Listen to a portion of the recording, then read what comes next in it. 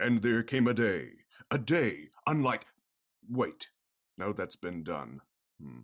Who knows what evil lurks in... No, that is that other thing. What has yellow skin and rights? Forget it. You're listening to Panelology. Excelsi, oh damn it.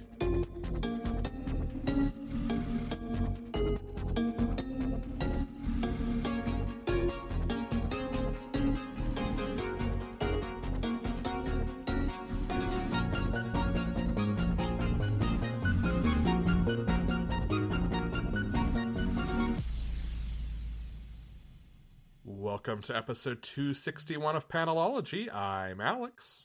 And I am Brian. We made it. We survived another week. Woohoo! How are you doing? I'm okay. The project is not done yet, but all the 95% of my work on the project is now complete, so I am breathing a lot easier this weekend. Human again. Yeah. Good stuff. I hit the 2-week mark post second vaccine dose last Monday. Nice. And immediately got a haircut. my first since March 12th, 2020. I was the second client in a row of the day for my hairdresser person who had not had a haircut since early 2020. I think that's going to be a theme. I got my haircut yesterday as well. Nice. And it feels amazing. Right? Yes.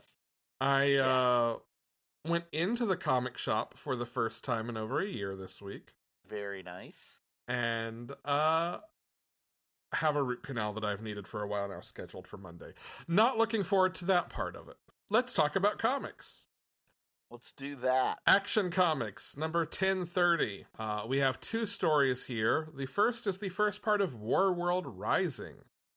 This is written by Philip Kennedy Johnson, with art by Danielle Sampere, colors by Adriano Lucas, and letters by Dave Sharp. We talked last month about the two-part story in which John has come back from the future and is anxious about the fact that there are, no more accounts of what Clark has done after basically the mission they're on in those two issues. This issue picks up from there.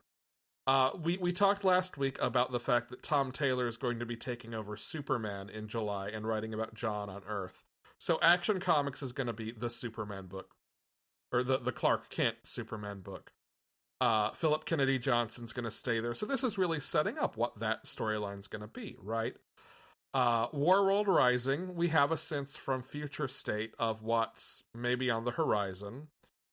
We see sort of Mongol's court at Warworld. We pick up this thread from before Future State and Death Metal, where a new Mongol has killed the previous Mongol and taken power. So this is following this new Mongol. Got it. That has still happened. A new character shows up in the court offering a present, the heads of all his children, so none of them can kill and usurp his throne, and promising the secrets of Warworld itself, which I have a theory here. I'm going to keep to myself for the moment. Okay. We also cut to Superman on Earth being tested by Batman and... Was it Mr. Terrific? No, it was the Atom. Because after this rift from that two-part story, Superman's physical power, his strength, is still where it normally would be, but he's slower. So this energy he's been exposed to has definitely had some impact on his power levels. Then we get the highlight of this issue to me. John and Damian hanging out on a rooftop talking. Oh, nice. Yes. And they're talking about, John's anxieties about his father disappearing from the records and having to take over as Superman and how he can't do it. And you get this great Damian moment that is so, not putting up with bullshit Damian, but also exactly this thing John needs to hear in the moment. That, it's one of the best instances, I think, of their friendship, since John went to the future, and well, since John got stuck in that Since wormhole John and aged. Yeah, right. I really dug that. John also mentioned some of the like future conspiracy theories about why Superman disappears. He dies, he gets pulled through a wormhole into another dimension. It kind of mirrors what we heard in that future state issue about the girl who went to Smallville to sort of pay tribute to Clark Kent and Right. Superman. I remember. And then there's one theory in there that a ship full of Kryptonians descended as he started to weaken to take him back home, which feels like a very specific beat to introduce and not eventually bring up. Yeah. I am very curious to see where all of this goes. I really dug it, and Danielle Samperi and Adriano Lucas on art are absolutely incredible. They are, I think, pitch perfect together for a Superman book. Yeah, I can't wait to get to this. I'll probably read it later today. Yeah. The backup here is The Passenger Part 2. This is the ongoing Midnighter story that we saw introduced in Future State, where future Midnighter is back on Earth while present Midnighter is stuck in the future. And future Midnighter has the computer chip processor brain of Andrej Trojan, the supervillain who had basically done a Metallo with Apollo's skin in Future State, stuck in his head. So that's the passenger, right? It's the villain who he's trying to take out in the present.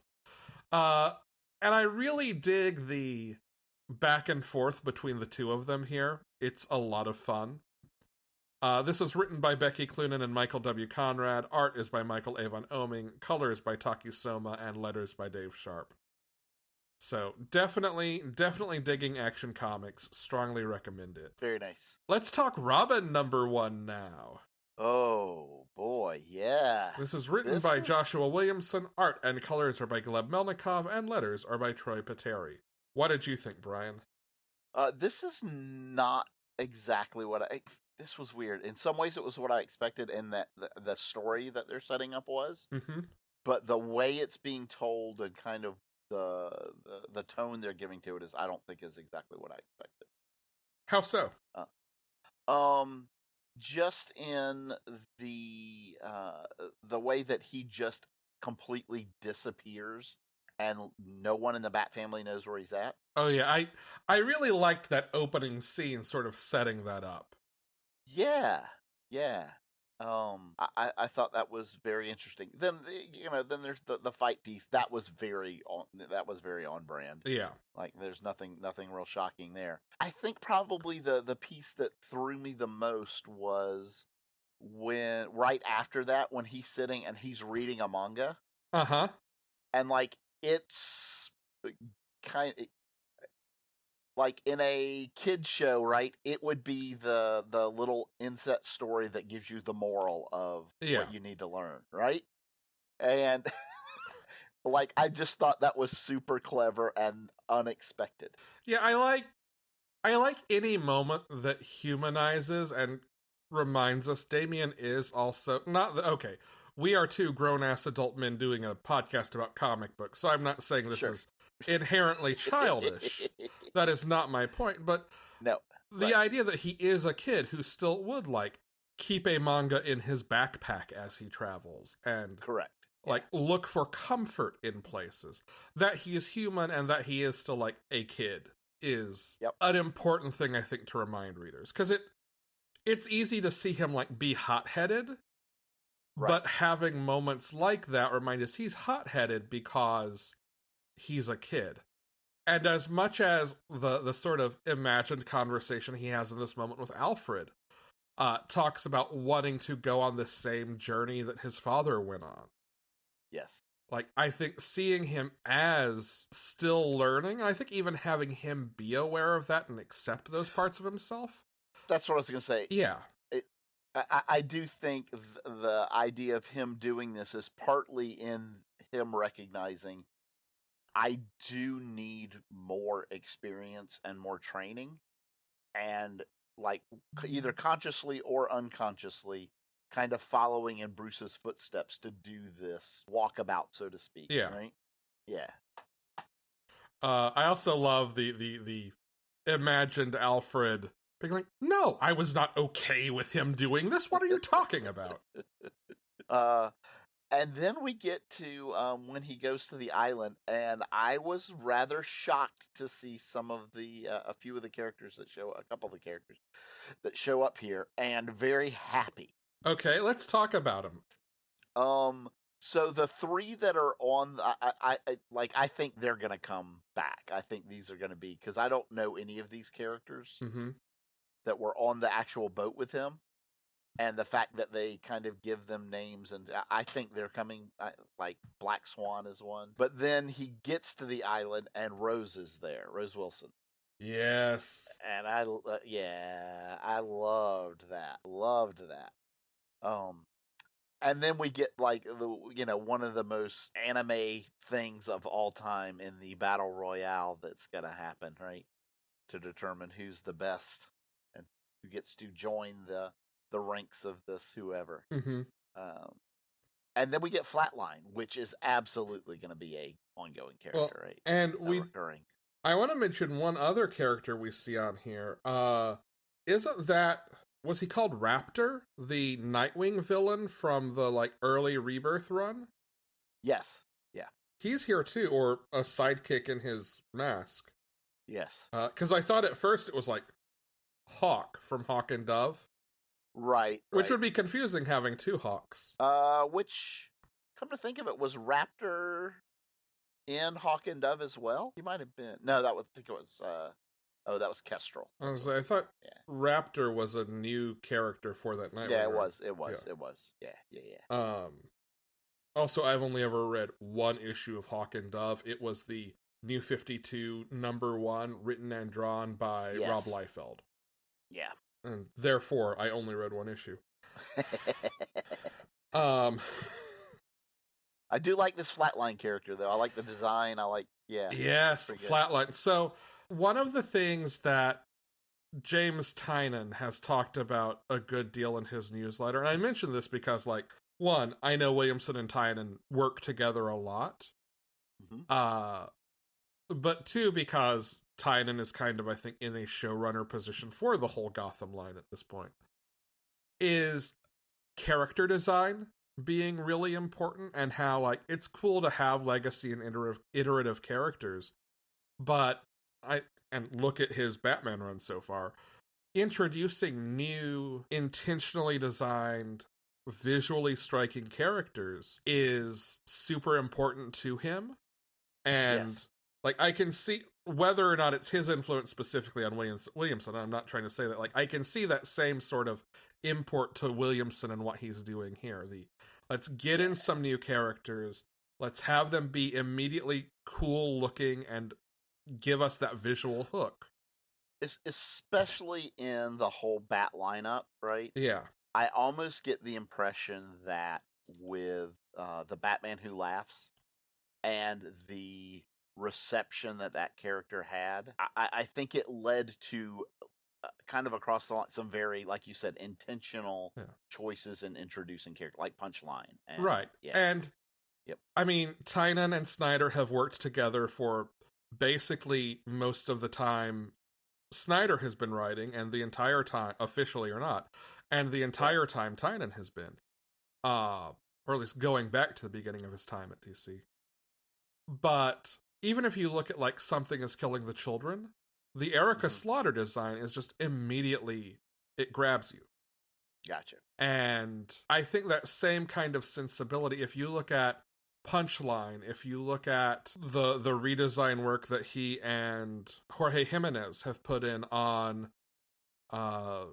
Scarecrow, if you look at some of the other Clown Hunter, Ghost Maker, all of these new characters coming in, it's kind of like that children's animation rule. You need to be able to recognize them in silhouette. Mm-hmm. You immediately get this sense of who these characters are from how they look. And I think in Batman especially, it's so easy to iterate and to rely on the deep bench of that rogues gallery, that there's not always the impetus to go and create this way. I think doing it there, doing it here in Damien, like Damien needs his own rogues. Exactly, yeah. Like, I think there's so much reason for it, and I think it's such a smart move, and I'm glad we're getting it issue 1. Me too. Well, maybe the shortest run of a comic ever, though. Hey, Dick Grayson, eat your heart out. There you go.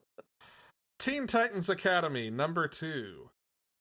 Written by Tim Sheridan, pencils by Rafa Sandoval, inks by Jordi Tarragona, colors by Alejandro Sanchez, and letters by Rob Lee. So, if issue 1 of this was the prologue, this is where all the shit starts hitting the fan. This is where I think our big hooks are. Yeah. This kind of jumps in medias res, and then it like wow, it punches you, and then lets you catch your breath just in time to punch you again. Right. One, I saw a bunch of like reviews around the first issue that were like, this kind of moves a little slowly. Okay, you're introducing an entire cast of characters. I will give you that one moves a little slowly. You cannot levy that at this issue. No. We see what looks like Red X chasing down and attacking a character who we will come to learn is called Bolt, a new speedster.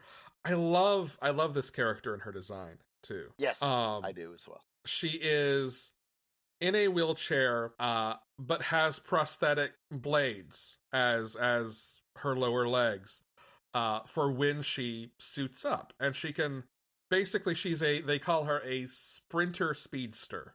She's good for short energy bursts, running, and she's like, untouchable. You cannot catch her. She is, for a speedster, fast. Yes. So like this sort of tension we immediately get with like, how does she prepare? How does she navigate and handle this? I think is an interesting angle.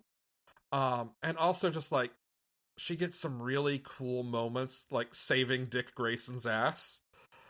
In the course of the issue. But it almost feels like a horror movie at the first, her trying to get to her locker to grab her blades. Yes. Yeah. It's a great hook. Then we have something I was not expecting. Corey and Dick? Yeah. Yeah, apparently there's a bit of a triangle, huh? Yeah.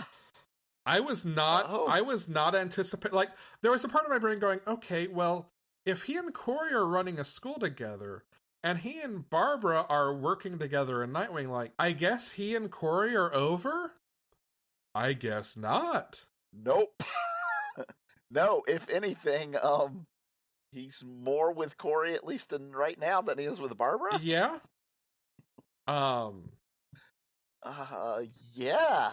Okay. Maybe Nightwing just needs to visit Krakoa and go visit the Summers house, and is that a new bat law? Make more baddies? Make more bats? I don't know. You know what? I feel like someone would actually need to have an intervention with Bruce if he keeps making more Robins. Make more Robins. Oh my god. I was more alluding to perhaps the solution for Nightwing and Friends is the same sort of ethical non-monogamy as the Summers house. Yes. Yeah, there you go. Which there's certainly some characterizations of Corey that would be perfectly fine with that. Right. Yeah. Do not see Barbara actually being. No, I don't see that. But so I get the feeling that there's something going on with Stitch as well. Yeah, So on the surface, they do not like their roommate Matt, because Matt is, and by all accounts we see in this issue, insufferable. Yeah. And also always there. Yes. Always in the room. There easily, I think, could be more up with them. But it could also be at surface. Like, I like that that's ambiguous. Okay, and then we have what is probably my favorite page of the book. The Dick and Cyborg conversation? Yeah, so it's 6 panels, of Nightwing and Cyborg having a conversation in front of the entrance to this room where Beast Boy is in the background, changing into different animals and fighting all of the students. And what class is this? Home Ec. Yeah. Which Cyborg is the teacher of, because Beast Boy was in charge of assigning the teaching schedule, and he thought it would be funny. Yes. Yes. But they're having that conversation. I guess it's actually 2 pages, right? Yeah. And then so they finish their conversation, and he's like, I think I need to get in there. And he walks in, and his advice to all the students is, aim between his legs. It always works, no matter what form he takes.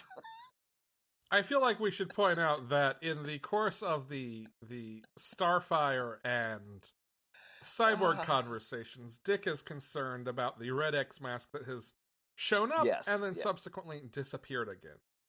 Correct. So he is on his way to the control room to check out where the mask might be, and whom does he find in the control room? He finds the mask, on someone who's wearing the whole outfit and is, actually Red X, and like stealing information from their computers. Yeah. Okay, this possibly to me summarizes the tone and what's going to be going forward in this book. And it is, he finds Red X right in the control room and goes after Red X, and so this chase begins, and so he goes to the stairwell, and being Nightwing, he's like, okay, I got it, and he grabs the fire hose, and he's going to use that to jump down, right, and control his fall to catch Red X. And he jumps, and that's right when Donna walks into the stairwell and goes, that hose is too long. You're gonna hit the. Yeah. And then Bolt comes to the rescue. Bolt catches him. Yes. Love Bolt. But I get the feeling like that kind of thing is gonna be. Yeah. The whole thing. Yeah. Well, I mean, and that's like, I think any story set. I mean, okay. I always have that voice of Aaron Sorkin right in my head going, there is no difference between comedy and drama. You just shift between the two for contrast. Yes, exactly. But I think in a story like this, in a school environment, you have to have the serious moments and the lighter moments, and you have to mix and match those actively. It's a teen school environment. Yeah. If there's not hijinks and humor, then you're definitely not doing it right. Yeah. Yeah. We also we learn that there is a mysterious benefactor behind Bolt's arrival at the school. Yeah, did you figure it? Did you guess who that was? Oh yeah. I mean, there was really no question for me. Like, I had it during the phone call. Right. Yeah. Certainly when she is deleting the contact AW from her phone. Right. Exactly. Yeah. And if that doesn't give you away, then Task Force X shows up. Yeah. I mean, I already knew that they were going to be, like, both Suicide Squad and covers for issues of this have shown that Task Force X was going to be showing up here. Like, just knowing that immediately clicked as, oh, okay, she's a plant by Amanda Waller. Well, and also there's a comment earlier about one of the characters that he's like, he kind of worries me a little bit. Who does it remind you of? And like, oh yeah, Connor. And I was like, oh yeah, okay. Yeah. We know who's going to show up. Right. Yeah. It does make me laugh a little bit that the titles for all of these, right? The title for this one was X Factor, and the title for the next one is Task Force X, right? Yeah. So we're getting, like, these are like the most Marvel mutant titles. X gonna give it to you. Yeah, exactly. I am thoroughly enjoying this, though. Me too. I very much like this. I feel like for both of us, this was one of our most anticipated Infinite Frontier books, and it has definitely not disappointed. It has not. Speaking of books that do not disappoint, crossover number 6. Oh boy. Written by Donny Cates, art by Jeff Shaw, colors by D. Conniff, and letters and design by John J. Hill. So, I don't know that there's a way to talk about this issue without spoiling it. I think there's a couple of things we can talk about, Okay. right? And that is, um, one of the things I think was very interesting is, isn't this the issue where we get a feeling for, or maybe that was the very end of last. It was very end of last issue where we had we get the existence of this program called Amalgam, right? Yeah, that was last issue. Okay, all right. But here we see them actually make it into the world of the comic book. Yeah, they cross into the dome, Yes. and boy howdy, there are some cameos in this issue. Aren't there though? So one of the things I love is there are characters that are drawn in the background that are very, very obviously supposed to be The Teenage Mutant Ninja Turtles, like well, completely in silhouette. For example, completely in silhouette. right. Yeah, that's an example. There's very like without question, there's a Starman in here, and right? we've seen that kind of thing throughout the series already. We have. What I love is very clearly this being an Image book, right? Uh-huh. He has gotten permission to actually use Image characters. Yes. Because we see like very much what is Scotty's You're talking about Gert. I hate fairy. Yeah. Yeah. I hate Fairyland, or I hate Fairyland. if you buy the variants, fuck Fairyland. Yes, exactly. Yes. By name, we see Colonel Weird. Yep. From Black Hammer, which she calls out, "Aren't you Colonel Weird from Black Hammer?" Like, I love that this is like just. Well, and I wanna talk about too, and Colonel Weird is a great place to bring it up because I think he's very intentional in this. So this first arc is called Kids Love Chains, right? Yes. For this entire arc so far, everyone has basically been beholden to these disembodied narrative boxes, caption boxes. Right. Which someone asked on Twitter to Donny Cates, who is supposed to be this voice? Do you know what his answer was? You? Me. Yeah. It's his voice. Yeah. So Kids Love Chains, on the second page of this, they throw off the caption boxes and stop listening to them. And we see them fade out and not show up anymore. The caption boxes are literally saying, "Listen to me, damn it, I'm in control. I'm in control." And like they fade out. So like they have thrown off their chains here. Yeah. And then Colonel Weird shows up. He's like, "What are you doing here? This isn't how the story goes." Yep. It's like even Colonel Weird is like in on it with Donny Cates, I guess. Well, and it really makes me wonder if this is Donnie's way of showing us that yes, you can create these characters and plan the story and know what you want to do, but once you actually get into it and start writing the stories in the books, it doesn't always go where you plan for it to. Oh yeah, like, you can lose control. For right? sure. There's also, and I want to save this to talk about at the end so we can call a hard spoiler tag on it. Yeah. But there is one other way that Ellie throws off some chains in this issue. Yes, yeah. Just while we're being thematic and all. Yeah, and then they find themselves in a building full of undead zombies. Yeah. And maybe a certain god sees them from around the corner of a building while lighting a cigarette. Yep. And then they get saved by a hit girl. I love it. It's beautiful. It's so bonkers and bananas, and yes, I am with you. I adore it. Yeah, I like everything about and like seeing all of these characters, especially now by name and all of this, I get the whole Donny Cates, preview tagline of, it's going to be the biggest crossover that's ever existed. Yeah. Right. Yeah. It's like, okay, I get it now. So good. All right. Yeah, I think we have to call spoilers. Okay. Right. Spoilers. Big time. Like, don't listen if you don't want to know what's going to happen. But yeah, Ellie throws off some other chains by So, I want to say what I love about this moment real quick before we say what it is. I know we're in spoilers, but I want to talk about the way this is built before we say it. Mm-hmm. There is at least one big hint that this is the case. I mean, other than just kind of the general mysteriousness with which she talks about her parents in the dome in the first 5 issues, the fact that she was able to do human makeup with no practice on a comic book character on the fly in high stress was a super clear signal that this was going to be the case, I thought.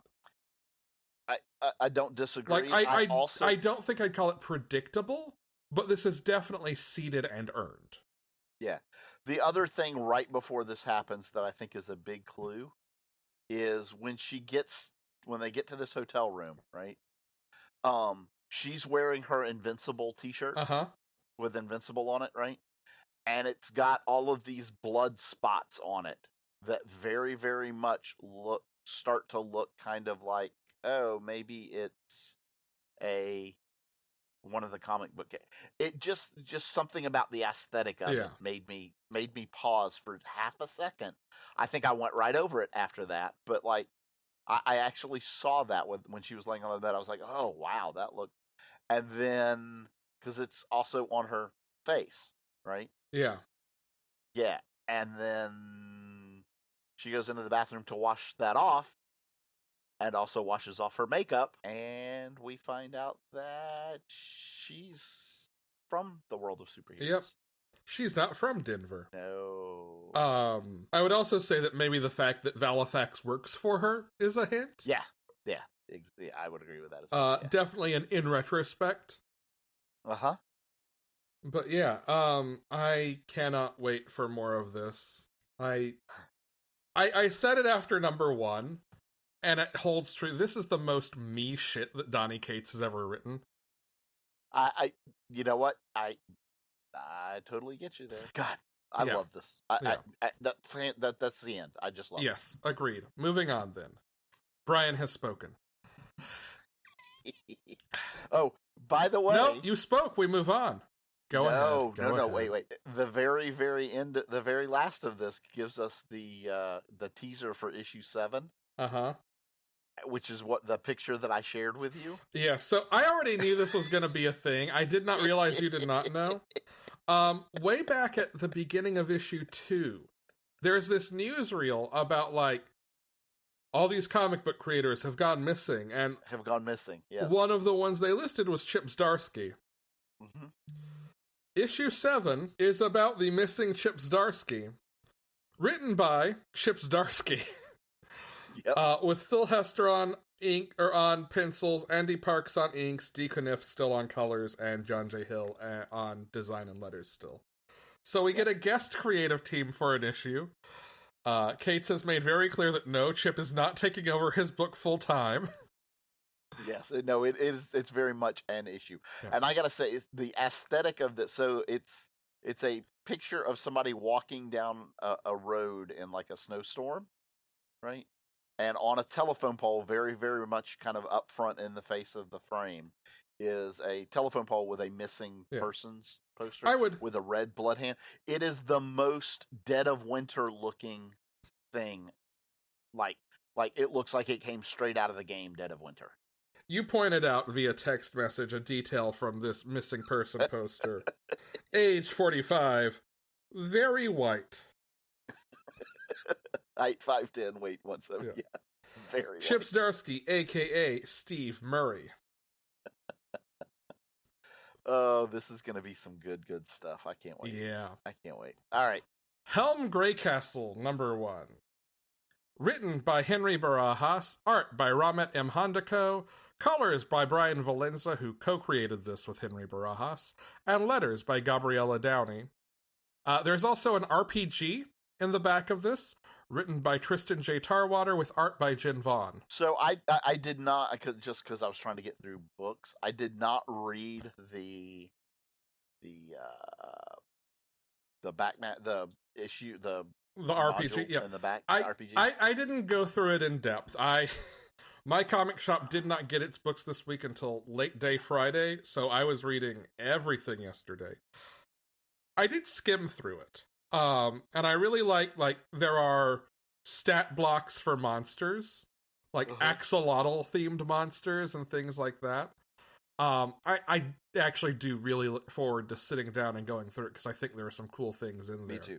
My question is this one a whole module, or is this part of it, and it's going to be like if you have all the issue, like the first 6 issues, the first arc or whatever, that's your whole module? You know what I'm asking? You know what I'm I wondering? know what you're wondering. I will say now it's 5e compatible, which is not the answer to the question. But while you set up what the book is about, I will look and answer your question. Okay, so funny you should say that, because this book does a very interesting thing in the storytelling, in that it does not walk you through every part of the story like a lot of books would. You get a couple of pages, like we get the first 2 pages are them fighting, and we get kind of introductions to them while they're fighting, right? And then we switch scenes and we kind of see why they were fighting, and then like it almost feels like every 4 or 5 pages there are what would in a regular comic book be a couple of pages missing. Yeah, I think maybe the way I'd characterize it is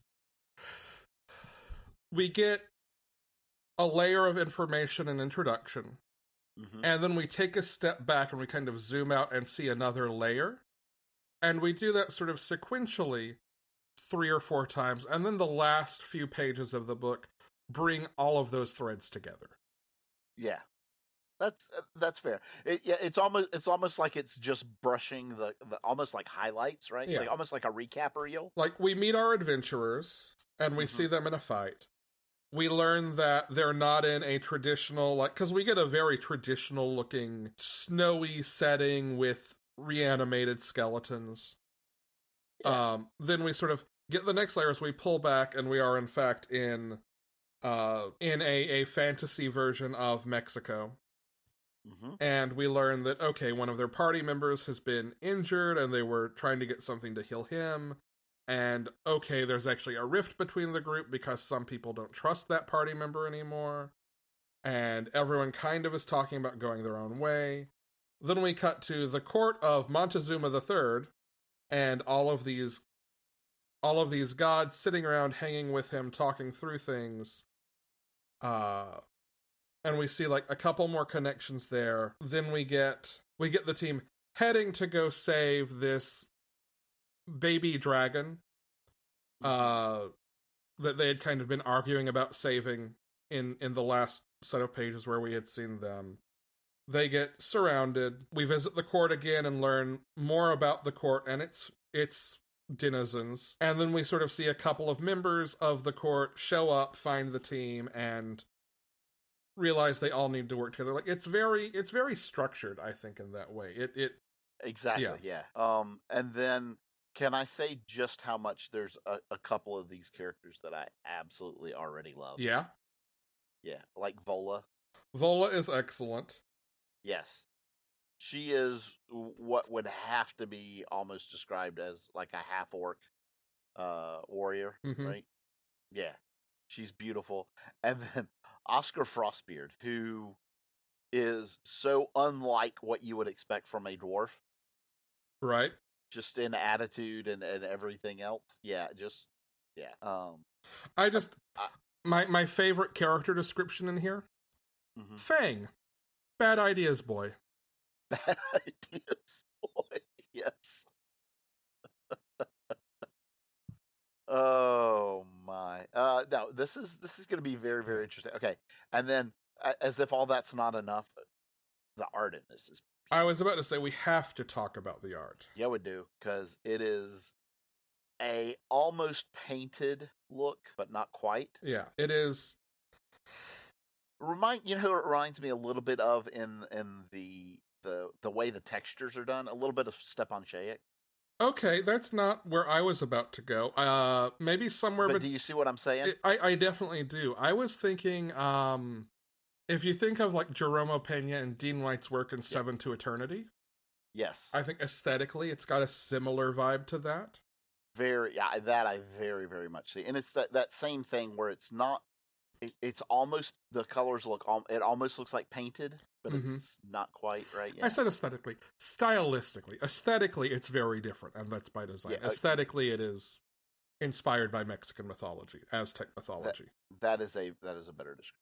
But yes, regardless, I like it a lot. I do too. That we got the political intrigue going on. Like there's just so much that's just because of that kind of highlighting, skipping across Yeah.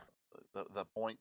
We really get a lot of books just presented and left there for being picked up in the future. Yes.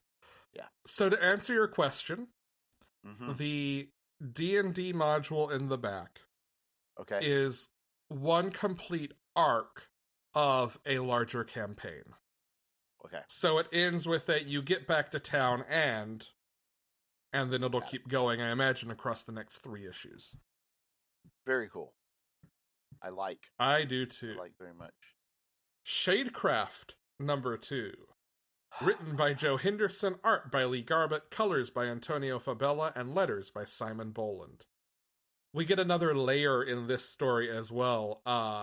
Even if we don't know exactly what the implications of it are, we meet a psychiatrist or counselor, maybe just counselor. We don't know. Maybe so. Someone shady. Shady, but maybe here to help. I see what you did. Yeah, I didn't even mean to. It just happens sometimes. Yeah, God, as much as I love the first book, this one just it didn't disappoint, and it's not as bombastic and as grabbing as the first book. I think No, the first this issue. definitely, like, you get your action piece and your weirdness up front, and this pulls back and reminds you, okay, these are kids in school dealing with trauma. You don't have a lot of the, like, inky, crazy, mystical shadow pages until the very end. Right. Instead, you get something more, like, day-to-day, more ordinary, and I like layering the ordinary in the fantastic. Exactly. That's where I was going. I like that it just let us see where this story was developing. Yeah. Yep. The brother-sister dynamic gets a real spotlight here as they go to school. He is trapped as her shadow. The shadow in the spotlight, maybe? And when he can, he'll do anything to just get her goat. But the moment anyone starts to fuck with her, he is at her defense. Yep. Like, it is very siblings. I love this dynamic. And don't get me wrong, especially after she leaves the counselor's office, we start getting into some more of these just beautiful shadow playing with the light pages. Yeah. Her sitting on that wall right there with the shadow there, and like that's just gorgeous. Yeah. I love those kinds of pages. And her brother is clearly very much a jokester. Right?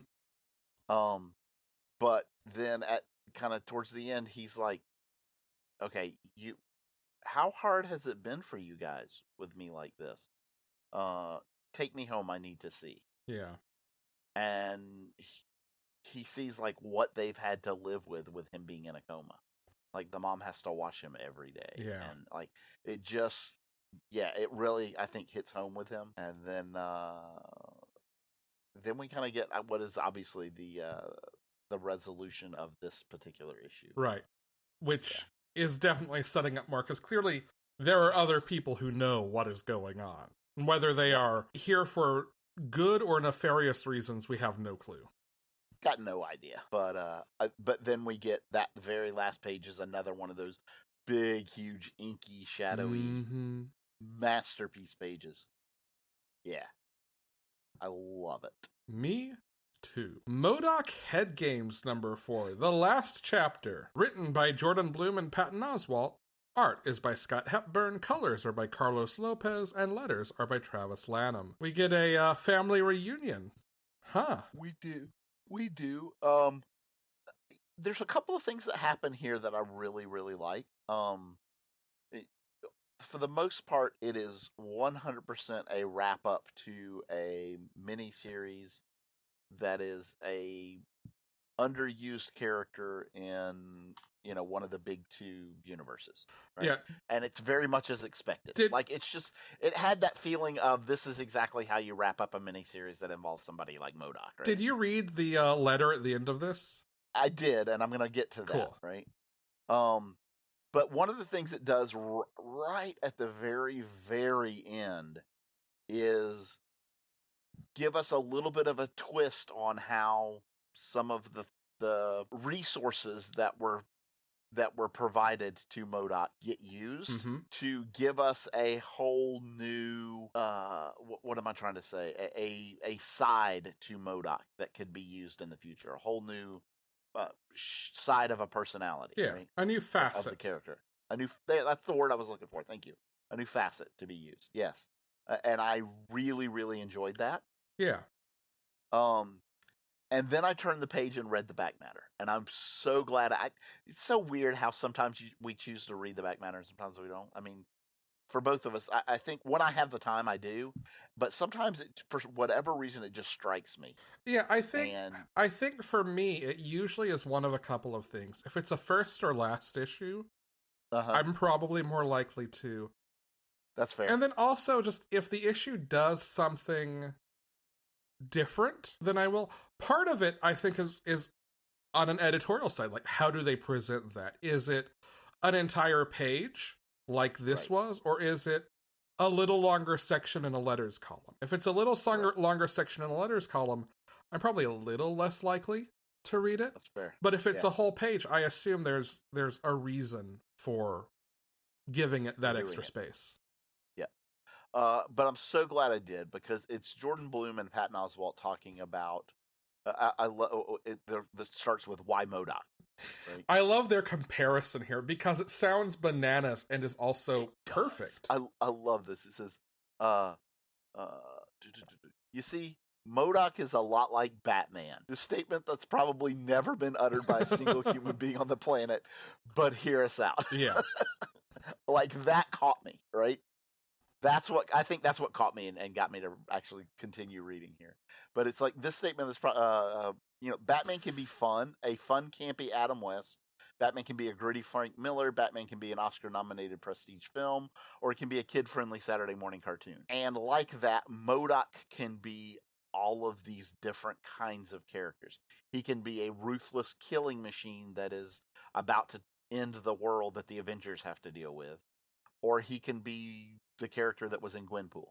He can be a regretful egomaniac madly in love with Maria Hill who will try to save the world to win her heart, as in my favorite run of Secret Avengers. Yes. All right, so I'll be right back. Okay.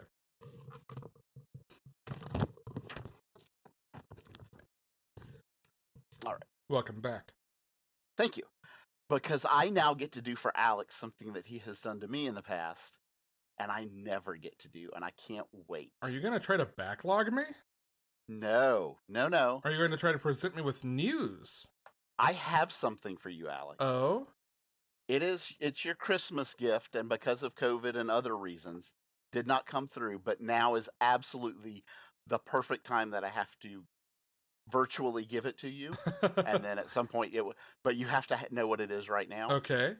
It is a giant M.O.D.O.K tiki mug. That is incredible. Oh my god, thank you so much. It is literally, I mean, this thing is huge, and it is a giant M.O.D.O.K figure that is a tiki mug, and it is beautiful. Mental organism designed only for Kahlua. Yes, absolutely. I love it. I love it so much. I knew you would love this. Thank you. You are most welcome, sir. Or, so see, he can be a ruthless killing machine. He can be a humorous side character like in Gwenpool, or he can be a tiki mug. He can hold a delightful frosty beverage. Exactly. M.O.D.O.K can be all of these things. M.O.D.O.K contains multitudes. How excited are you for this TV show now, by the way? Oh, now cannot wait. I've probably asked this before. Have you seen any of the trailers? I have not, and Well, I don't know why. I kind of purposely stayed away. I probably should rethink that and just watch it. the But only reason I ask is because I did not realize until I saw one of the trailers for the first time. mhm, When they said animated series, I assumed what you typically picture in an animated series, a cartoon. It's right. stop motion. It looks absolutely incredible. That's amazing. Like, I cannot wait. The page in the back of the book said it was out March 21st. I think it must have been delayed because I don't believe it's out yet. I don't know. I don't believe it is. But I cannot wait for this show. 10 episodes. You know what? I'm gonna Do a Google. May 21st. So we are just a couple, 3 weeks away. Oh my God! Yeah, I'm looking at a thumbnail for a preview, and you're right. It looks. You know what it looks like? It looks like those old like Christmas stop motion. Yeah, The Frosty and the Rudolph yeah. and the yeah. Oh my God, that's brilliant! I can't wait. Yeah, it's Or like Robot Chicken, right? The action figures. Yeah. I mean, it's a very like high quality stop motion. Sure. Oh, I can't wait. Miles Morales, Spider-Man number 25. This is written by Saladin Ahmed, art is by Carmen Carnero, colors by David Curiel, and letters by Corey Pettit. I wish you were also reading this book because it does so many cool things. This is the beginning of Miles Morales' Clone Saga. Oh no. Yes. There was an earlier issue where Miles was kidnapped by this villain called the Assessor, and the Assessor like runs experiments on him, and eventually he gets away. But like, what was he doing? Why? Like, it was very sort of body horror trauma, and it was something Miles had to deal with. And now it's back in that there are people dressed as Miles with some of the same powers and some other powers that Miles doesn't have, committing crimes. And Miles comes home to see his parents. They're like, oh my God, what have you been doing? It's like, what do you mean? I was out with a friend. They're saying on the news that you've been robbing banks and killing people. Like, that's how he finds out. So he goes to, like, Genki helps him figure out where this doppelganger is going to hit next. And he goes to try to head him off. And he's already been there, so everyone's terrified of him. Peter shows up in costume because he knows, okay, this can't be Miles, it's got to be someone else. But because everyone sees Miles and is immediately terrified, Peter assumes that Miles is the impersonator. And, like, Miles has to hold off Peter while explaining, no, it's me. Like, that shitty Christmas card you gave me late last year, I still have. Like, just, it's so, like, I mean, Saladin Ahmed's whole run is this way. It's why he's great at this and did a great job with Miss Marvel. It's so grounded in these very, like, human teenage responses. There's a B-plot in this that Genki has gotten together with Miles' ex. They didn't mean to. It just kind of happened, like it does with teenagers. Mm-hmm. Like, Genki tells Miles. He's come over to tell him this, not knowing what's going on with these clones. And, like, Miles' immediate response is anger, but it's because he's so terrified about this other thing and angry about it. And, like, as soon as he gets away from Genki, he's like, oh my God, I grabbed him, I laid hands on him. Why would I do that? It's so rich in character and so grounded in just real emotional responses to things. I wish everyone reading comics were reading this book because it's incredible. Mm-hmm. If you picked up the latest games, the Peter Parker Spider-Man or Miles Morales Spider-Man games, like, absolutely give this a read. The continuity's different, but, like, it's the same Miles, and it's so good. Also, Carmen Carnero and David Curiel, we've talked about them on other books. Carnero was on the earlier issues of Kelly Thompson's Miss Marvel run, and the art here is just incredible. I love Carnero and Curiel. Very nice. All right. Ready to talk about some mutants? Let's do the mutant thing. Cable number 10. Written by Jerry Duggan. Art by Phil Noto. Letters by Joe Sabino. And design by Tom Moeller. Continues to be one of my favorite mutant books. Yes. Talk about, like, good, dumb teenager logic. Yeah.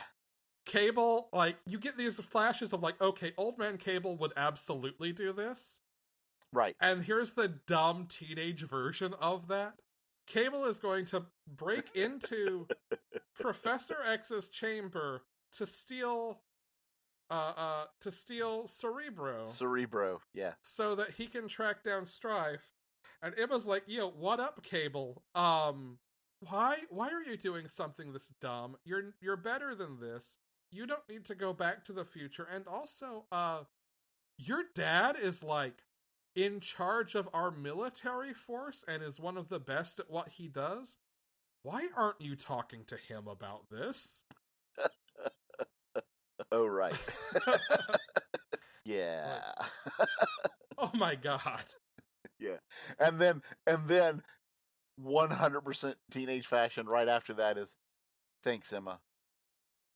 Is Esme mad about the other day? Yeah, of course she's mad. Yeah. Yes, you poor sweet boy. Yes, I love it. I just love it. And Phil Noto, man, I'm telling you what, I can't conceive of a more perfect artist for this book right No, now. it's beautiful. It's so good. Then we get the rest of the issue essentially is Cable and Scott, and it's that Yep. great kind of father-son thing of each of them wants something else and wants something else from the other. Scott's trying to encourage Cable to run for the new X-Men roster. And Yep. Cable is convinced that he needs to go to the future because if he doesn't go head off this fight where he can, it's hypocritical of him to have sent young Scott and the other original five back to the past. Right. Like, he feels this duty and this responsibility, and like he's got to bear the whole world by himself. And while they're having this conversation, they go to London to a pub to bring back two Era Cohens who have had a bit too much fun Yeah. and have basically started bar fights and beat up this whole bar. Yes. I love that the one Cable fights is like impressed by him. Like, you get just that little bit of flirtation there too. Uh-huh. Like, oh, Uh-huh. we're gonna get well, I guess it would be a hexagon at this point because you've got Cable, 4 of the 5 cuckoos, and then now this character. So not a triangle as much as a hexagon. To be fair, he is a Summers though, so you know. That's true. That's very true. So good. The other one that I love is there's these two that are fighting, and the one that's fighting Scott is like this big, super powerful, powerhouse character, and they punch Scott outside. We find out that he lets her do that, Yeah. so that they are removed from the rest of the people that were inside, right? And he's like keeps telling her, just stop. I don't want to fight today. And she's like, her whole thing is she knows that she can beat him, right? Mm-hmm. She's like, well, we'll see what happens when I do. And she like picks this motorcycle up and Scott's like, all right then, and he just unloads on her. you just see this you see it hitting her face, and then there's a panel of it reflecting up what's clearly off of her face, up just a beam of light up into the sky. And then it just shows the sign of the tavern with her through the wall over it, passed out. It's very good. With the legs hanging out. It's very well done. That was very good. I also like we get a data page at the end that's sort of a tease about like the leftover weapons caches and ship that Old Man Cable left behind. Yep. So we've already seen the sort of Deadpool habeas corpus protocols. Right. But like the idea that we're gonna get more of those contingency plans going forward, I'm very interested in and excited to see. And very specifically, one of these is run by an AI system called Bell, who it says is aware of Kid Cable and is watching to see what happens. Yeah. Yeah, this is gonna be fun. And then the last 2 pages is Old Man Cable in the future. Right. And very specifically, the big reveal in this piece is he reaches into a bag and pulls out Galador. Yeah, I feel like there's definitely a sort of tease that because we've seen Old Man Cable in at least one other issue. And I think we were sort of meant to assume, okay, he's coming back. But this very much feels to me now like, okay, no, Kid Cable gets there the long way around. I think maybe so, yeah. New Mutants number 17.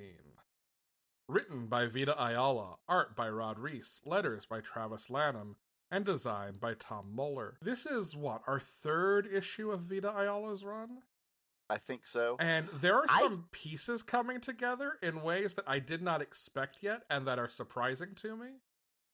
I also think this may be one of the series that is setting stuff up that's going to be kind of like how we had, the teases that led up to, the Ten of Swords. Right. And like we saw Excalibur, which maybe early on felt like it was sort of doing its own thing to the side, suddenly become central.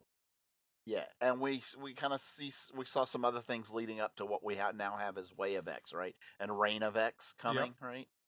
I get the feeling this could be a storyline that is leading to a setup also. I think you're right. Yeah. Well, and we got, remember, at the end of Ten of Swords, we got that sort of Reign of X teaser. I think we're technically in Reign of X. I think you're right, yeah. I say this because, like, the way they've been collecting X-Men books, you can get the trade paperbacks that are everything in reading order, and they just released Dawn of X Volume 15, which is the last one before Ten of Swords, which is already out. Right. I think after that we start getting Reign of X Volume 1 in trade paperback. Yes. I believe that is correct. Just, if that's how you're reading this, by the way, I believe that's the plan. But yeah, we got that teaser image at the end of Ten of Swords, and one of the, like, new figures we saw in it was the Shadow King. Yes. So I feel like you're absolutely right that this is going to be a big piece moving forward. Yeah, he is definitely doing his own thing. The whole Merlin and Lady Roma thing is super, super interesting. Yeah, the idea that anyone owes Lady Roma a favor is a little terrifying.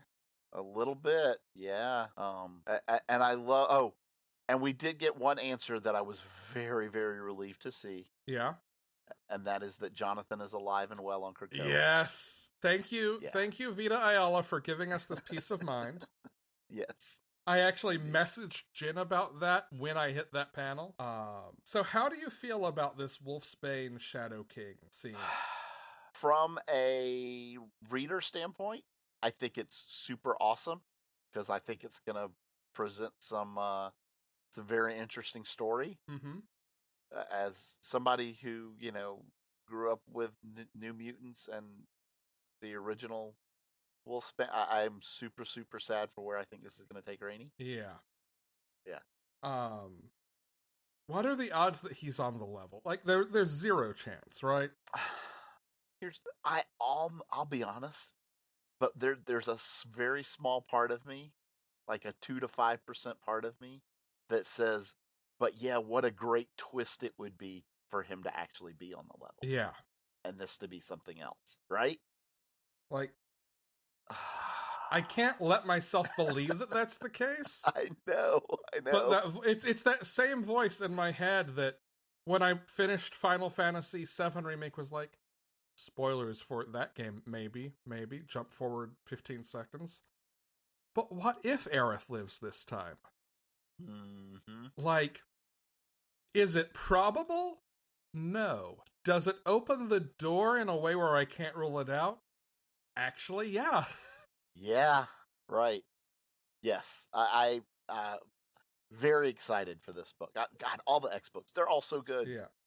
You might say they're excellent. Yeah. I love our Danny and Sean. Yeah. Team up in Otherworld. Otherworld? Yes, Otherworld. Yes, Otherworld. Yeah.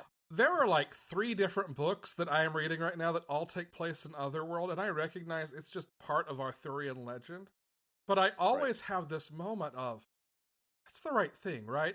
This isn't This isn't one of those mystical planes are sometimes two different mystical planes things. The way I do with No, people, right? no. But then at the very last piece of this, we get a big shocker from Jean about what's going on with the White Rabbit. Yeah. Well, I also want to talk about, before we get there, I want to talk about they find the mutant who they've kind of tracked down. Oh, yes, that's And true. I really love this scene where I do too. he's like, look, I have not internalized this immortality thing. I'm used to kind of living on my own in this sort of foraging, fending for myself way. I don't have this strong family connection. The idea of living in this place where I could die isn't terrifying to me because that's been my life. And, like, it's not that I don't respect living on the island or what we have there. It's just that I'm not settled there. Right. I would rather live in this place where there's risk and people don't look at me like a freak, but I can live just like a person. Yep. It reminds I don't because it seems like it's kind of in the subtext what he's saying is, yes, I understand that I can live on Krakoa and would be accepted there and all of this, but being a Krakoan has its own things that come with it. right. Right? Well, and it's very much the Nightcrawler thing, right? It's the yes, we have this sort of idyllic life, but what if the things we have valued about life, what if the things that have given our life meaning, we can't find here? Right. Like, I would love to see this character and Nightcrawler get some time together in this book or Way of X or anywhere. Yeah.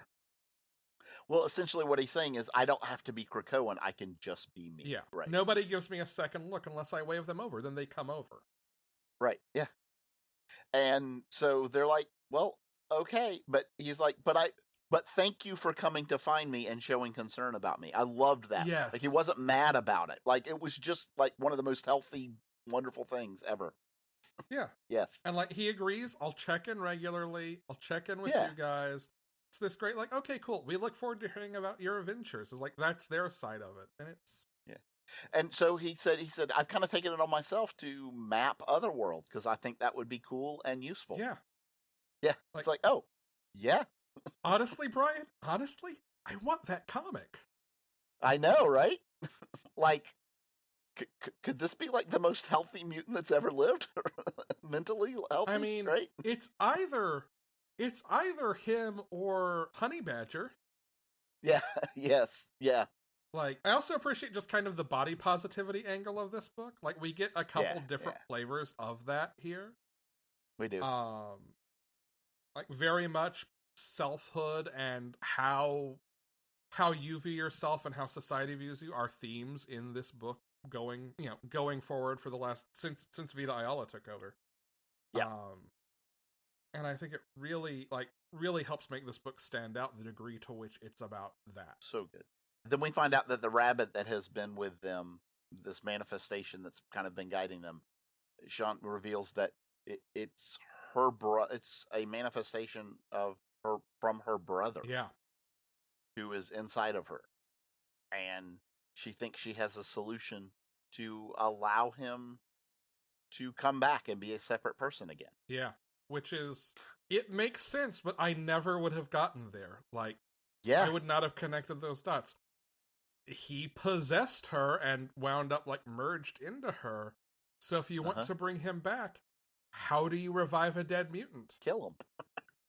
Welcome to the Crucible. Yeah. I guess 2-for-1 stakes on... 2 for 1. Yeah, there you go. We have one other X-Men book this week, something a little different. A little different? The Hellfire Gala Official Guide, which, welcome to a new, probably not recurring often segment on Panelology. Alex and Brian talk fashion. And there's a reason why it's not often. The bulk of this guide is the X-Men's looks for the gala. Yes.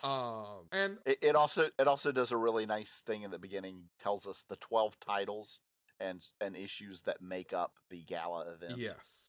Yeah. So you can look that up online. I'm not going to go through Yeah. those. But yeah, Well, but essentially it's over the next month. Yeah. Right. Yeah. There's also like an interview with Emma Frost by Ben Urich in here. But what I want to talk about are the designs, because I think there are some really cool designs here from a variety There are. of creators. Yeah. We get 3 looks for Emma Frost. I think we both agreed there's one where she is in her diamond form in this like long beaded gown. That is like, these are all cool, but that one is incredible. That one is incredible. Yeah. We have some additional design, and that's by Russell Dodderman. We have some additional designs, I believe, also by Dodderman, for 9 more, maybe more X-Men characters. They're not all necessarily always on X-Men teams. But Rogue, Angel, Rachel, Captain Britain, Storm, Kate, Penance, Marvel Girl, and Cyclops. Yes. I think we both agreed that Kate's look is fantastic. Kate's look is fantastic. Storm's is maybe one of the best in the entire line. It is incredibly that character, and also very cool. Yeah, she has basically a demi cape that is a thundercloud. Yeah, with lightning in it. Yeah. Yes. It's beautiful. I love Jean's design. Yep, I do too. I don't think it's like super over the top, but it fits Jean really well. Yep. We have Angel sporting a design which is a running theme throughout all of the, not all of, but a lot of the male designs, and that is the Namor shirtless look with some sort of shoulder covering cape type thing. Yeah. Yeah. The Abslantis look. The Abslantis look, yes. Yeah. Which apparently is in high fashion this year. We have some designs by Alberto Foce for X-Corp number 2. I said this as we were sort of getting our notes together. Madrix, and I love this look. This is not me making fun. But no, it's Madrix not, but you are so right. 100% looks like he's getting ready to cause a crisis in the DC multiverse. He does. He 100% does. Crisis on multiple Earths, if you will. Yes. Mastermind looks kind of like a throwback to his old original self. Sunspot looks very much like a Roman god kind of look. Like Roman god meets Mortal Kombat. Yeah, there you go. That's a great description. Yes. A lot of these designs use asymmetry in really fun ways. His is one of them. Moving on to the X-Men 21 designs by Lucas Warnick. We have Sync with his amazing Technicolor raincoat. Yes. Here for that. Raincoat. Yes. Really like the design work on the top on Wolverine's costume. And this Wolverine is Laura Kinney Wolverine. Yeah. And I think both Cannonball and Sunfire have some sort of RPG villain vibes going. To use your term from earlier. Yeah, they have some anime vibe to them. Yes, definitely. Yeah, Sunfire looks like he could be straight out of like Genshin Impact or something. Yes. Yes. Cannonball would be right at home in Valkyria Chronicles. There you go. Sure. Colossus, also designed by Lucas Warnock, has 100% rated Mr. Sinister's closet, and it is a perfect look for him. It is. It is an incredibly Russian look. I especially love the smaller image here that has the fuzzy hat to go with it. Yes, indeed. It is quite amazing. David Baldeon has designed our X Factor characters. I love that Eye-Boy looks like he could live in a Final Fantasy game. I can see that, sure. He has also opted for shirtless and mostly pantsless. He has what I can only call is like a toga loincloth. Yeah. Right? With a cape coming out of it. To expose as many eyes on his body as he can without being inappropriate. Yes. Which, sure, why not? Go for it. Aurora has a very interesting look, which is the top looks like a very traditional dress, right? Like gown top. but like right at the waist, it goes into these wavy things that, honest to God, look like she has like her long hair Well, it's like somewhere between long hair and imagine instead of a and like deep wind. blue, Yeah. the dress were green. It would look like an aurora borealis. Yes. It's like Yeah, very subtly an aurora. I like it very much. Yeah. Prodigy's look, I think, is very, because we're kind of basing this on a Met Gala kind of thing. That's the sort of over the top costuming we're going for. Is very Billy Porter at the Met Gala. Yeah, I could easily see that. Yeah. Not leaning into any kind of explicitly male costuming. It's very much sort of like flowy, dress like, with these big wings. Like, I've got to imagine that Billy Porter was an influence here. Matteo Lolli does the Marauders designs. We get Sebastian Shaw, and it can only be an Eastern European dictator look. Yep. Iceman actually also kind of leaning into that Very much, yeah. more fluid look for costume. Yep. Basically a corset, no pants, and a train flowing off the corset, kind of iceberg wings. All made of ice, Yep. yeah. Except for the glasses. The wraparound shades are definitely a pair of shades. Banshee looks almost just like himself, but his cape's longer. Yeah. I would note again, though, that other than Shaw, no one on this page is wearing a shirt. Banshee's coat is buttoned, but Pyro's coat no and under. Bishop's vest unbuttoned, no shirt. Steven Segovia does our Hellions design. We both agreed, talking ahead of time, Havoc's is very cool. Havoc's might be my favorite outfit. Havoc's looks kind of like a Doctor Who title screen came to life in the best possible way. Yeah. I also really like Psylocke's design. Especially, and here's, you know what I think I probably like most about Havoc? Yeah. Is like he originally had one of the worst costume designs of all time. Mm-hmm. Like, it was so bad. This is so much better. It's great. Yeah. Anyway. Mystique. Yes. Mystique is in a very appropriate, I think, for her costume. It's Oh yes. Oh yes. strongly influenced by the traditional white dress, but feathery and very asymmetrical. Very Morrigan looking, right? Yes. Like, kind of, yeah. That's also Segovia's design. Then we have Bob Quinn. We get to Bob Quinn with our Way of X designs. Dazzler, we were both dazzled by, for want of any less hacky word choice. It is a much, much better 70s retro look. Yeah. Yes. Like ABBA, if ABBA were surrounded by Dazzler effects. Sure.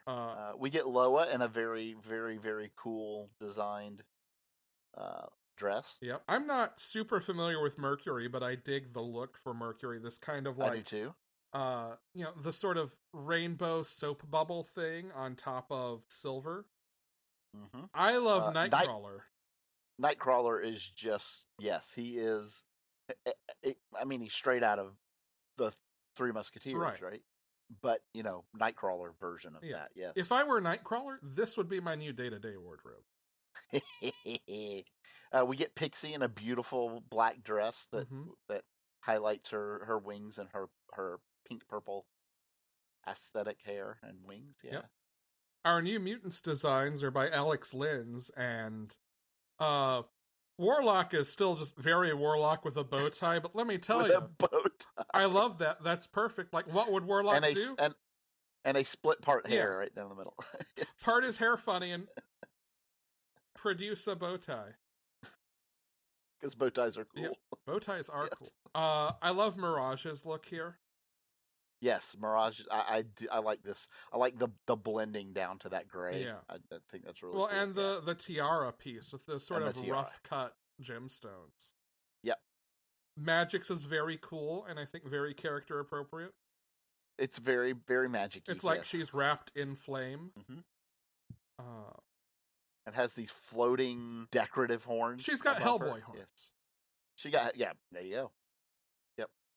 Yep. Sword designed by Valerio Schiti. I think maybe this is, just as a set, my favorite, like, complete set of characters. They all share some thematic elements for the most part, but look character appropriate. I love WizKid and the kind of, like, astronaut helmet retro space print. Yep.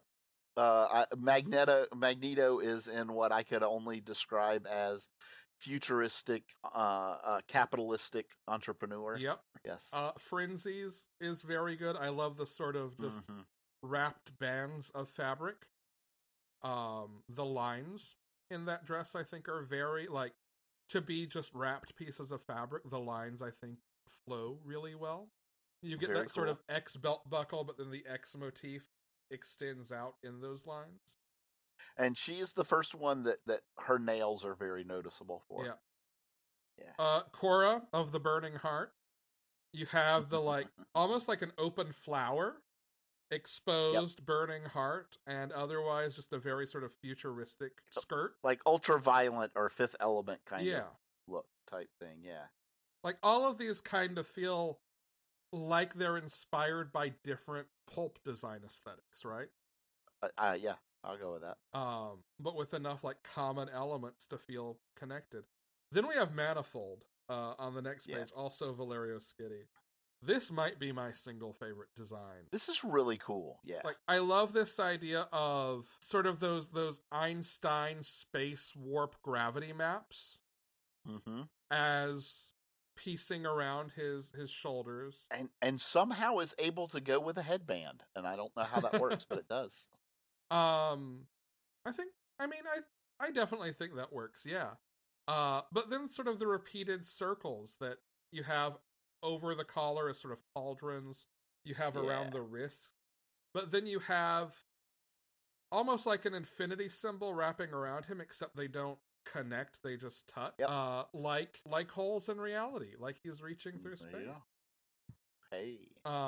We have designs for just some assorted characters. I guess these are actually Excalibur characters. Gambit and Jubilee. I love the color palette on Jubilee's dress. I do like that color palette. I will give you that. Not so much with Monarch. I don't know what. Yeah, I don't know what's up with Monarch. Monarch is not colored at all. Maybe Monarch is just appearing in line art, which actually feels very Jamie. Sure. I love Richter's design. I like Richter's design very much. Yes. Yeah. Like, I like the dark cape with the floral viney design work on its upper part over the bright green with, like, stress fractures in gray. Or branches. Like, yeah. I like it very much. Then we get the X-Force group, Wolverine, Logan, and Domino and Sage. And they are all very, very much in spy chic, much more traditional looking formal wear. Yeah, like Dominique's looks straight out of Black Widow. Right? Yeah. With a thigh garter pouch. Yes. Belt. Yes. With a cargo thigh belt. Yeah. Yes. I would point out Wolverine's bolo tie. Yes. Indeed. Beast in a tuxedo with shorts. Also a bolo tie. Actually, all the guys. Kid Omega's got one. He's got the arm garter. I'm looking at Sage and Domino. They all have bolo ties. Do. Yes, they do. Everybody gets a bolo tie. Everybody gets a bolo tie. Then there's the Professor X design, which can you say RPG final boss? Yeah, you can. Because meets Daft Punk. 100%. It is X-Men, Charles Xavier, and Daft Punk. Yes, like maybe he's DJing the event. I don't know. I adore this for real. I adore this design. So I love that. And I want it now. Can you imagine Xavier up front at Dex, like actually DJing? Well, and his mix is always going to be great because he's going to be using Cerebro to know exactly what the crowd wants. Perfect. Yes. Oh, that's so The wonderful. beat drops and he pulls you all into the astral plane. Ah, I want it now. Yeah. This was fun. This is really. I think they had a lot of fun with it too. Okay, that's not gonna be a That's a lot. recurring segment. No, it will not. But But that's okay. It was yeah. fun. Is it still good? Destiny New York #2. It's a couple of blasts from the past as an X and others show up in the book for the first time. Abbott, 1973 #4. Elena and her brother's friend go on their rescue mission, and that does not go according to plan. At all, even a little bit. Once and Future #18, The King is Dead, Long Live the King. Batman Superman #17. I'm suddenly realizing the fallacy of trying to explain what happens in this book in a sentence. Batman and Superman and Lois realize they're all on the same side, even though Lois is a dead ringer for the villain Batman has been chasing, because she may actually be that world's Lois Lane. And also, an interdimensional auteur is torturing Earth Zero Superman and Batman, who are getting in the way of his mixing and matching realities. Batman Black and White #5. As has been the go-to lately, I'm just going to point out a couple of favorites here. The Riddle, written by Kieran Gillen, with art by Jamie McKelvey and letters by Clayton Cowles, is a choose-your-own-adventure as the Riddler might write it. I chose multiple paths here, trying to get to the solution over and over, because I had a theory that did prove true. It's definitely worth, trying to figure out how to solve this. Then The Man Who Flies, which is written and drawn by Jamal Campbell, with letters by Darren Bennett. I love Jamal Campbell's art. He's been on Far Sector lately, which is beautifully colored, but seeing him just in black and white here is gorgeous. He could easily always work in black and white, and it would work beautifully. This is also a Nightwing story about Dick and his relationship to being Batman and letting people down and trying to do better. It's fantastic. All of these, though, really solid. As always, Batman Black and White is a great book for just short stories and great art. Yep. Detective Comics #1035. We get the second chapter of The Neighborhood, in which Bruce finds the missing socialite neighbor, and she is already dead. So her wealthy father, who very definitely feels like a dark foil to the Wayne family, starts escalating things. There's a lot of political intrigue and new mysteries to solve in terms of what's going on and who's pulling the strings. It's a really great detective style story. Hey, how about that? The backup here is our Infinite Frontier introduction to Huntress, who this is framed around Huntress just not being great at making friends and realizing that she kind of accidentally did maybe make one, but did not attend that friendship well, and now something has happened to her. Which Huntress is this? I would say that this is Bertelli. Okay. Yeah. Harley Quinn #2, Brian. Let's see. We find out more about Harley's new intern, Kevin. And then life gets strange in Gotham. Yeah. I want to say there's a really cool thing that happens in the art here where Kevin sort of gets into his head, and the art and colors take him into kind of backlight, and you get this really sinister version of the silhouette of his tattoo as this dark grinning face. It's monstrous and cool, and I love it. The next Batman, Chapter 9.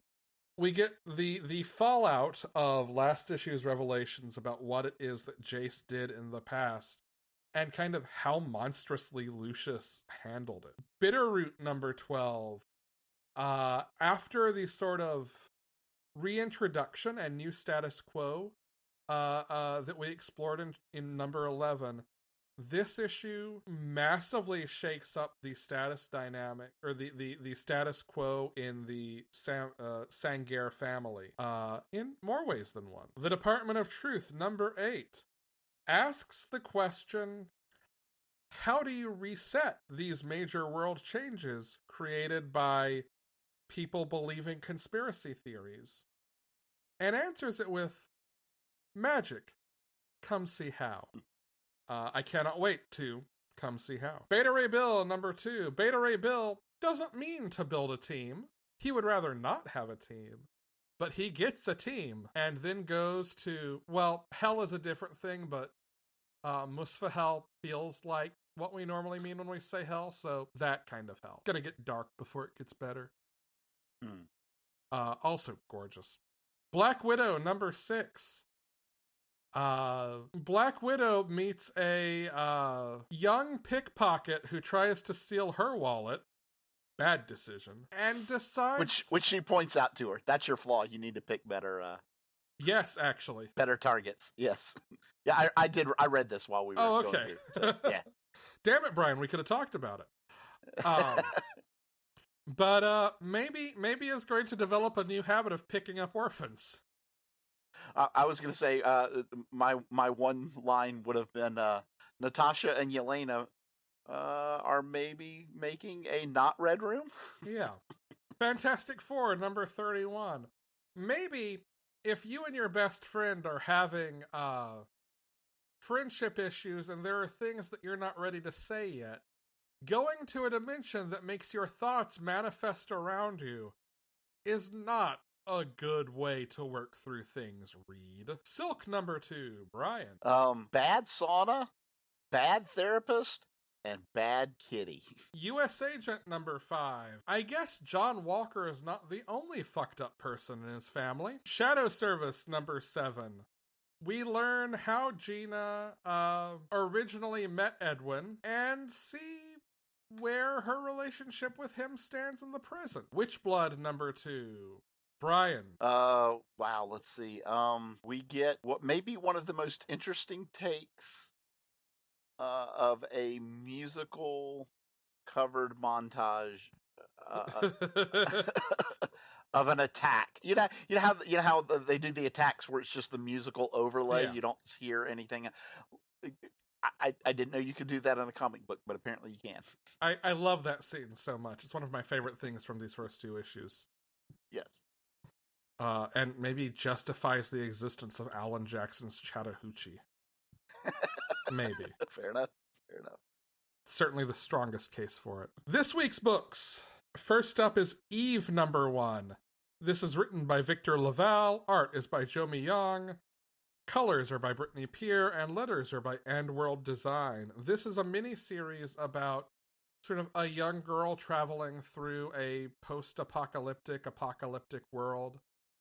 I don't know, honestly, a whole lot more than that about it. Victor Laval is a writer who I really like. He's done some other comic book work, some prose work, and has an unannounced, but it's announced that he's going to be on something, X-Men book coming up in the future. So, very excited to read more of his creator-owned work. Brian. Yes. Heroes Reborn, number 1. Oh my gosh! So this is the new. You know what? I'm going to start calling these quick events, where they are absolutely events, but they're all but it's coming out weekly, so like it just gets through them. The ideal right? event schedule.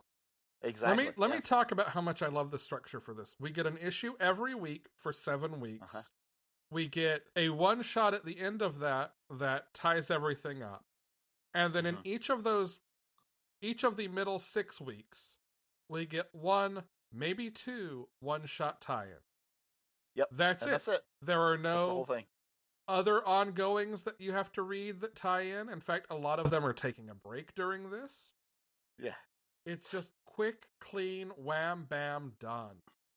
Yeah, and the if you're not already aware, the thought behind the story behind this event is what happens if Tony Stark had never built the Iron Man armor and the Avengers had never been formed. Yeah. I think they've said And Thor is a hard drinking atheist. Cap is still frozen in the ice.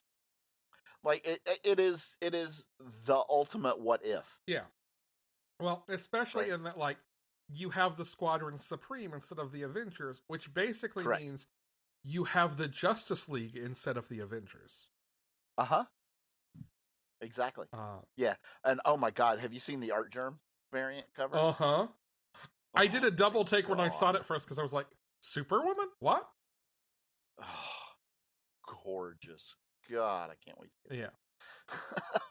There are 2 Art Germ variants next week, in fact.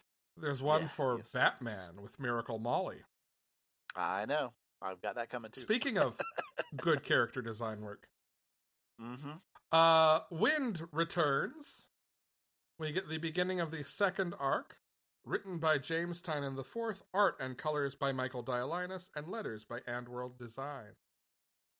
We read the first arc of this and loved it. I believe the hardcover for Volume 1 is also out. If not already, then very soon. Definitely recommend. Yeah. Fun, fantasy, bright colors. Yeah. And then finally, Brian has brought an omnibus to the table. All New Wolverine by Tom Taylor. Yeah, Tom Taylor's run on All New Wolverine. This is an omnibus that collects the whole thing. And that run was so good. Alex and I both loved it. Like, highly recommend. Truly one of my favorite, like, single ongoings of the last decade. Yeah, if you didn't pick it up in singles, if you didn't grab trades to already read this, and you are interested, this is I mean, it's obviously it's chunky at like $100 or whatever, but it's the whole thing, it's everything. Yeah. So good way. And that will do it for us. Yeah. That's it. Cool. We would like to thank Chase Parker for our intro voiceover. Panelology is a member of the Certain POV network. If you're looking for other cool podcasts about popular culture, go to certainpov.com. You can visit us at panelologypodcast.com, support us at patreon.com/panelology, get merch at bit.ly/panelologymerch, capital P, capital M, or send us questions, comments, or whatever at bit.ly/panelologymailbag, capital P, capital M. I'm Alex. And I'm Brian. Go read comics.